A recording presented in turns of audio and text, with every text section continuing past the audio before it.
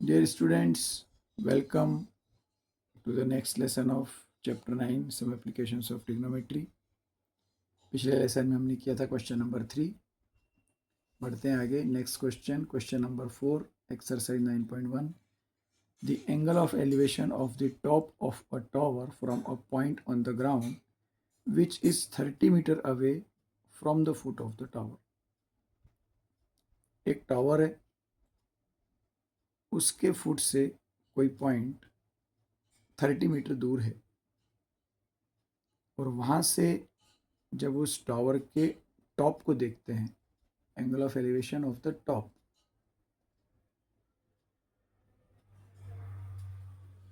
तो वो एंगल बनता है 30 डिग्री का. Find the height of the tower. इसी डायग्राम के हिसाब से डिस्कस करें. ये एक टावर है. इस टावर से ये जो 30 मीटर दिया है, ग्राउंड के ऊपर एक पॉइंट है जो 30 मीटर की डिस्टेंस पे. फर्स्ट क्वेश्चन में ये डिस्टेंस 8 मीटर दी थी.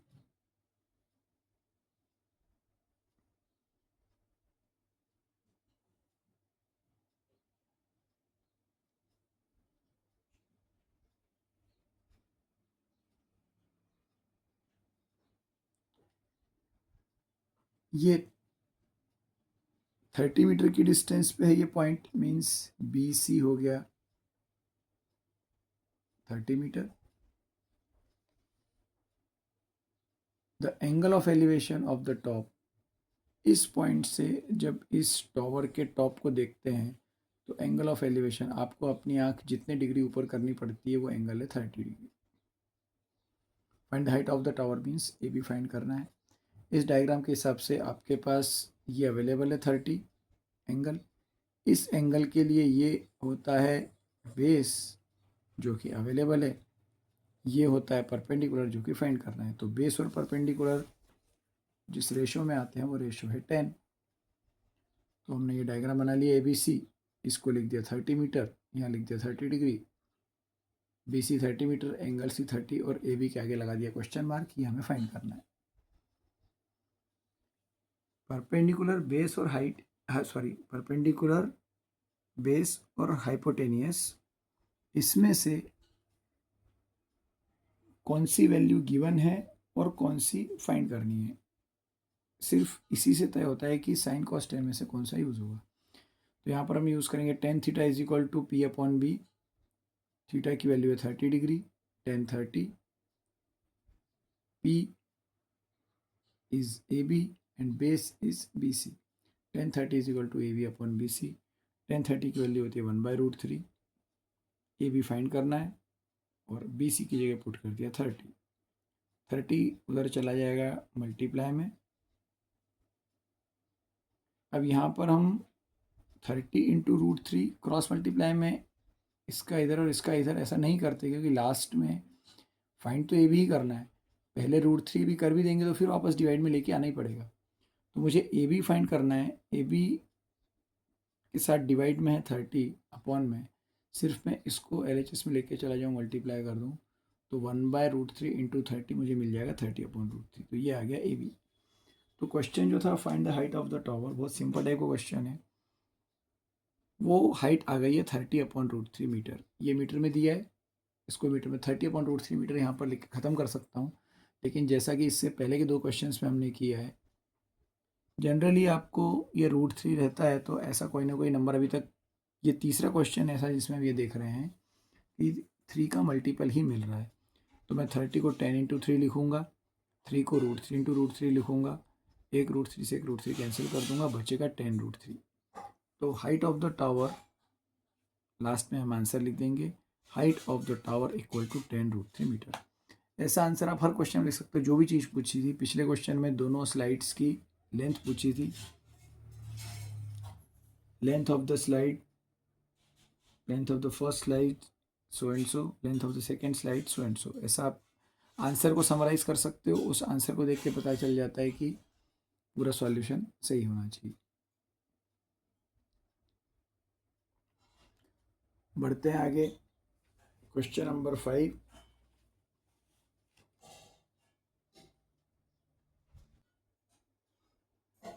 फिफ्थ क्वेश्चन में दिया है a kite is flying at a height of 60 metre. अब ये इमेजिन करना है कि आप ग्राउंड पे खड़े हो और आपसे 60 मीटर की हाइट पे एक पतंग हवा में उड़ रही है। Kite is flying at a height of 60 metre above the ground. The string attached to the kite is temporarily tied to a point on the ground.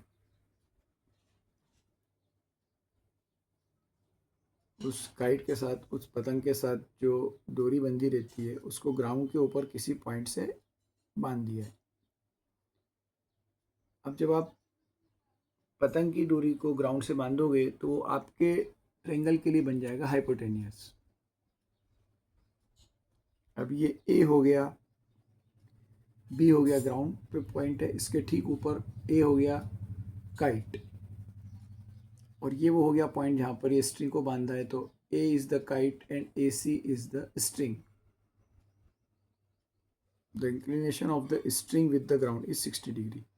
Ground के साथ इस स्ट्रिंग का, इस डोरी का inclination means this is the angle of elevation, ये हो गया 60 degree. Find the length of the string. Length of the string means मुझे हाइपोटेनियस फाइंड करना है।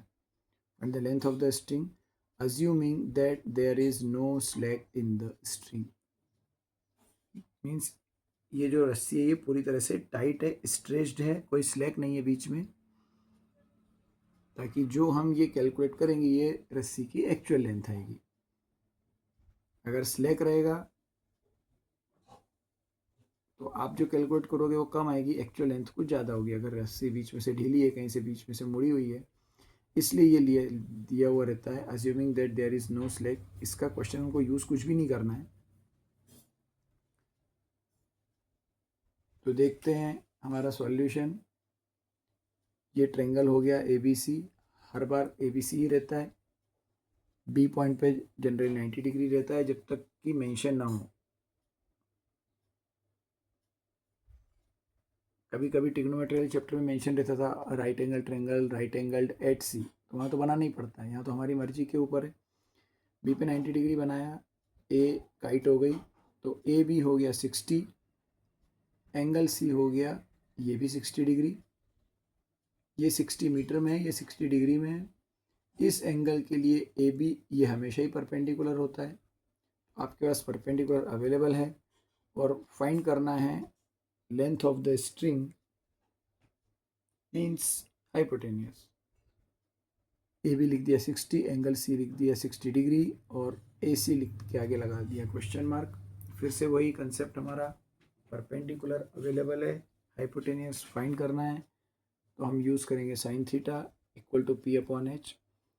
थीटा की वैल्यू इस क्वेश्चन में है 60, sine 60 is equal to P upon H A B upon A C. Sine 60 put कर दिया √3/2,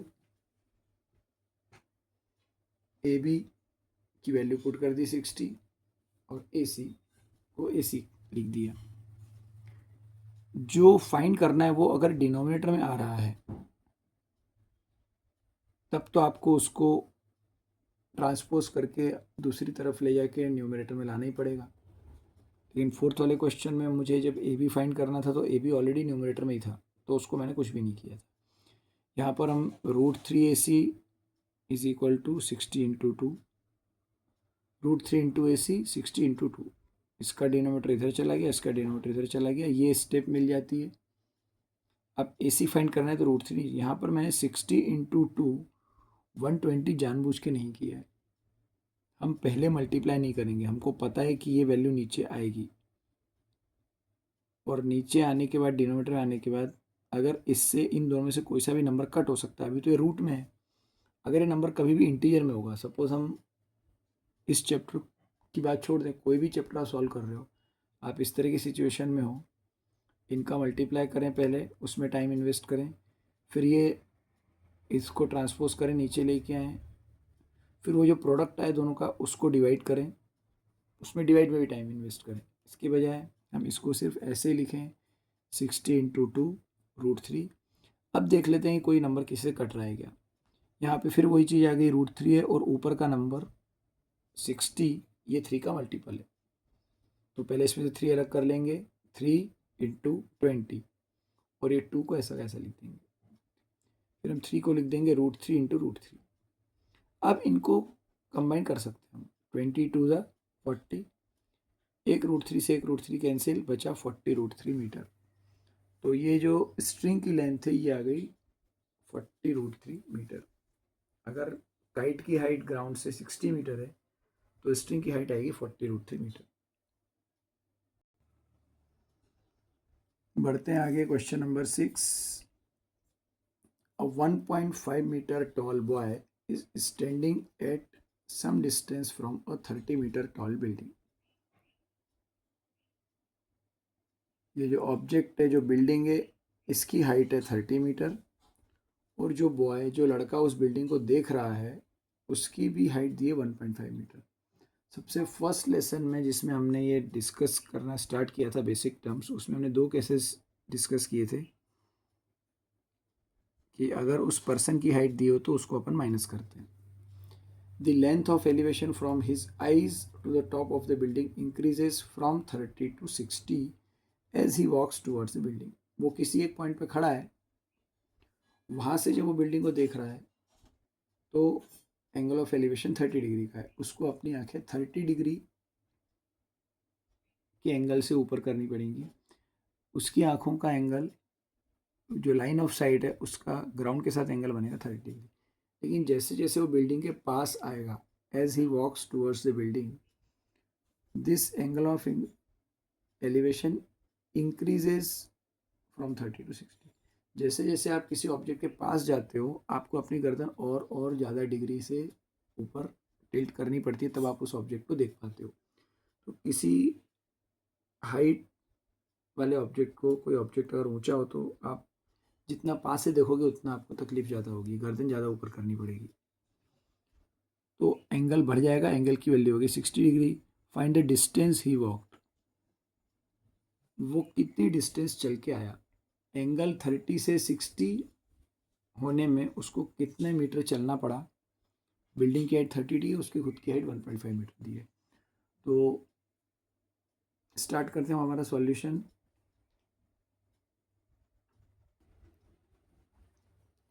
diagram कुछ इस तरह से बनेगा। ए बी, मैंने एक ट्रायंगल बना लिया A B C. B point पे हो गया 90 डिग्री। अब ये सी एफ, ये है 1.5 मीटर टॉल बॉय। वो जो लड़का खड़ा है वो यहाँ पर खड़ा है ग्राउंड पे, एफ नाम का एक पॉइंट है, यहाँ पर वो खड़ा है, मतलब उसके पैर लड़के के एफ के ऊपर हैं और उसकी आंखें सी पे हैं। सी एफ, ये उस लड़के की हाइट हो गई जो कि 1.5 मीटर दी है। और जो ग्राउंड पे दूसरा पॉइंट है, ये है आप वो बिल्डिंग ए ई। नोमेनक्लेचर आप किसी भी पॉइंट को कुछ भी दे सकते हो। आप बिल्डिंग को भी नाम ए बी दे सकते हो, लड़के को आप पॉइंट सी डी दे सकते हो। मैंने यहाँ पर ये ट्रायंगल पहले बना लिया ए बी सी।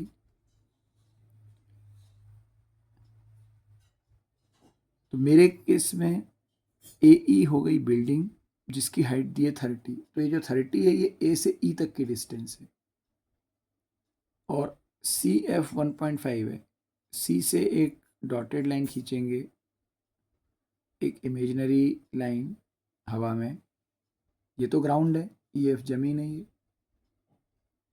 तो 90 डिग्री, 90 डिग्री ये मैंने परपेंडिकुलर ड्रॉ किया है। सी से बी पे परपेंडिकुलर ड्रॉ किया है। मीन्स सी पॉइंट से इस लड़के की आइज़ जहाँ पर है वहाँ से इस बिल्डिंग के ऊपर एक परपेंडिकुलर ड्रॉ किया है जो कि बी पॉइंट पे जाके मिलता है। चारों एंगल 90 के हुए, रेक्टेंगल बन गया। ये 1.5 है तो आपका ये बी ई भी आ गया 1.5 मीटर।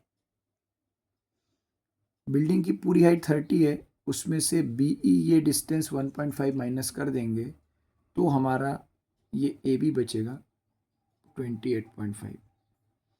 अब ये लड़का जब सी पे था तो यहाँ से जब ये बिल्डिंग को देख रहा था तो स्टार्टिंग में इसका एंगल था 30 डिग्री।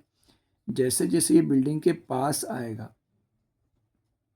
ये चलते चलते यहाँ पे आ गया, ये पॉइंटेड, ये सी पॉइंट से डी पॉइंट तक आ गया ट्रेवल करके, तो इसकी आंखें यहाँ पर पहुँच गई। अब यहाँ से इसको देखना पड़ रहा है 60 डिग्री। तो ये दो राइट एंगल ट्रेंगल हैं। एक राइट एंगल ट्रेंगल है ए बी सी, जिसका परपेंडिकुलर है ए बी और हाइपोटेनियस है ए सी। दूसरा राइट एंगल ट्रेंगल है ए बी डी, इसका भी परपेंडिकुलर ए बी ही है बट हाइपोटेनियस है ए डी। इसमें एंगल की वैल्यू बढ़ गई, हाइपोटेनियस थोड़ा छोटा हो गया, बेस भी छोटा हो गया। बेस इसका बी सी था, इसका हो गया बी डी। परपेंडिकुलर सेम है, बेस और हाइपोटेनियस छोटे हो गए हैं, एंगल बढ़ गया है। हमारे डायग्राम के हिसाब से A E 30 metre, C F और B E, C F and B E both are 1.5। अब ये जो ए बी है, this A B will be A minus B E. A में से मैं बी को माइनस कर दूंगा, 30 में से 1.5, 28.5 मीटर, ये आ गया A B. Angle A C B, अब यहाँ पर हम सिर्फ एंगल सी नहीं लिखेंगे, इसको लिखेंगे angle A C B 30 degree, और इस एंगल का नाम लिखेंगे angle A D B 60 degree. इतनी चीज़ें गिवन में है, ये अवेलेबल है इन्फॉर्मेशन। फाइंड क्या करना है, ये डिस्टेंस, उसने कितनी डिस्टेंस ट्रेवल की, मीन्स सी से डी तक। सी डी के आगे बना देंगे क्वेश्चन मार्क, ये हमें फाइंड करना है। हमको दो राइट एंगल ट्रेंगल दिख रहे हैं ए डी बी, हम अपने सॉल्यूशन में लिखेंगे in triangle A D B. इस ट्रेंगल के लिए आपके पास अवेलेबल है परपेंडिकुलर ए बी, जो कि आपने 28.5 मीटर निकाला है, और हमें चाहिए डी बी। अब स्टार्टिंग में हम अपने दिमाग में एक स्ट्रक्चर तैयार करेंगे क्वेश्चन का कि अगर सी डी फाइंड करना है, मुझे अगर सी बी पता चल जाए, मीन्स इस बड़े वाले ट्रेंगल का बेस, और बी डी मतलब छोटे वाले ट्रेंगल का बेस, तो सी बी में से मैं डी बी माइनस कर दूंगा, तो जो बचेगा वो बचेगा सी डी। तो परपेंडिकुलर अवेलेबल है, बेस कैलकुलेट करने में हमें इंटरेस्ट है, तो हम पी और बी वाला रेशो मीन्स 10 वाला यूज़ करेंगे, 10 थीटा परपेंडिकुलर अपॉन बेस। तो ये जो छोटा वाला ट्रेंगल है ए डी बी, इस ट्रेंगल के लिए थीटा है 60, 10 60, परपेंडिकुलर ए बी, और बेस है यहाँ पर D B, A B upon D B. इसके अगली स्टेप में मुझे डी बी फाइंड करना है, तो मैं डी बी को इधर लेकर चला जाऊँगा, 1060 को नीचे लेके आ जाऊँगा। अभी तक जो हमने किया, हमने पहले वैल्यू पुट कर देते थे हम, और फिर ट्रांसपोज करते थे। इस तरह से भी किया जा सकता है कि जो फाइंड करना है उसको हम पहले न्यूमरेटर में लेके, जो फाइंड करना है वो तो हमेशा न्यूमरेटर में दिखना चाहिए, चाहे LHS में हो चाहे RHS में हो। तो ये डी बी आपका आ गया न्यूमरेटर में, LHS में 1060 चला गया नीचे। A B upon 1060, A B की वैल्यू पुट कर दी 28.5 जो हमको दिख रही थी, ये ए बी है हमारा 28.5, ये पुट कर दिया। 1060 होता है √3। अब ये 1060 √3 है, ये फ्रैक्शन में नहीं है, इसमें अपॉन में कुछ नहीं है, इसलिए मैं इस तरह से कर पाया हूँ कि पहले इधर ट्रांसपोज कर दिया। 28.5 अपॉन √3, ये आ गया डी बी, छोटे वाले ट्रेंगल का हाइपोटेनियस।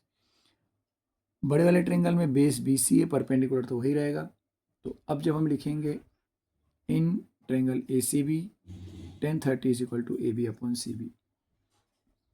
ए बी दोनों के लिए सेम, पहले डी बी था, अब बन गया सी बी। अब यहाँ पर इस तरह से करने में थोड़ी प्रॉब्लम हो सकती है कि पहले नीचे लेके आएंगे 1030, फिर 1/√3 पुट करेंगे, फिर उसको पलट के अपन ऊपर लेके जाएंगे। इसकी बजाय जब ये सब करना ही है तो यहीं पर वैल्यू पुट कर दी। तो एक ही क्वेश्चन में मैंने इसलिए दोनों अलग तरीके से किए हैं कि आप ऐसे भी कर सकते हो, ऐसे भी कर सकते हो। जब वैल्यू में डिनोमीटर नहीं है तब ऐसा करने में फ़ायदा हो सकता है, जब यहाँ पर फ्रैक्शन में वैल्यू है न्यूमरेटर डिनोमीटर, तो ऐसे करने में फ़ायदा हो सकता है। 1030 पुट कर दिया 1/√3, ए बी की वैल्यू पुट कर दी 28.5, और बी सी फाइंड करना है। अब ये बी सी या सी बी इंटू 1 LHS में जाके हो जाएगा, और 28.5 का √3 मल्टीप्लाई, तो डी बी आ गया 28.5 अपॉन √3, बी सी आ गया 28.5 इंटू √3, दोनों में ही √3 है, एक बार डिवाइड में मिल रहा है, एक बार मल्टीप्लाई में मिल रहा है। डायग्राम के हिसाब से BC में से जब मैं BD को माइनस करता हूँ तो CD आता है। हमने ये CB निकाल लिया 28.5 इंटू रूट थ्री, ये निकाल लिया 28.5 अपॉन रूट थ्री, इसमें से इसको माइनस कर देंगे तो बचेगा CD। इसके आगे हम अपनी इक्वेशन लिख देंगे CD is equal to CB minus DB। CB की वैल्यू पुट कर दी 28.5 इंटू रूट थ्री, DB की वैल्यू पुट कर दी 28.5 अपॉन रूट थ्री। अब ये बीच में माइनस का साइन है, ये फ्रैक्शन में है, इसके नीचे कुछ नहीं है तो मैं डिनोमिनेटर 1 मान सकता हूँ। क्रॉस मल्टीप्लाई कर दूंगा मैं 28.5 इंटू रूट थ्री, इसमें एक और रूट थ्री का मल्टीप्लाई हो जाएगा तो root three into root three होता है 3। तो क्रॉस मल्टीप्लाई करके मुझे मिल गया 28.5 इंटू थ्री माइनस 1 का मल्टीप्लाई 28.5 में होगा तो वैसा कैसा रहेगा, और डिनोमीटर में इन दोनों का multiply root three into one root three. तो सिंपली क्रॉस मल्टीप्लाई वाली मेथड जो होती है फ्रैक्शंस को ऐड या सब्ट्रैक्ट करने के लिए, उसको फॉलो करते हुए चलेंगे तो ये मिल जाएगा। 28.5 का 3 मल्टीप्लाई करूँगा तो मुझे मिल जाएगा 85.5, उसमें से 28.5 माइनस करूँगा तो अगली स्टेप में मुझे मिल जाएगा 57 अपॉन रूट थ्री। अब यहाँ पर आप डिविजिबिलिटी चेक कर सकते हो, 5 + 7 होता है 12, और 12 3 का मल्टीपल है, 3 से डिवाइड होता है, 3 की टेबल में आता है, इसलिए 57 भी 3 से डिविजिबल होगा। अब अगर आपको 19 की टेबल याद है तो 19 की टेबल में आता है 3 टाइम्स में, 19 3 × 57। तो 57 को पहले 19 इंटू थ्री लिखूँगा, फिर इस 3 को root three into root three लिखूँगा, फिर एक रूट थ्री से एक रूट थ्री कैंसिल कर दूंगा तो बचेगा 19√3। अब ये बच्चे की हाइट 1.5 ये भी मीटर में दी थी, बिल्डिंग की हाइट 30 ये भी मीटर में दी थी, ये जो 28.5 आया था ये भी मीटर में ही था, सब कुछ मीटर में ही था। तो ये जो डिस्टेंस आई है जितनी वो चल के गया है वो भी मीटर में ही आएगी। तो हम जो हमारा फाइनल आंसर लिखेंगे, distance covered by the boy towards the building is 19√3 metre. तो आप यहाँ पर अगर मीटर नहीं भी लिखते हो तो भी आपका जो फाइनल आंसर है वहाँ पर 19√3 उसके आगे मीटर लिखना है। तो इस लेसन में हमने क्वेश्चन नंबर 4, 5 और 6 डिस्कस किए हैं। आगे के क्वेश्चंस हम आगे के लेसन्स में करेंगे। मिलते हैं अगले लेसन में। Thank you.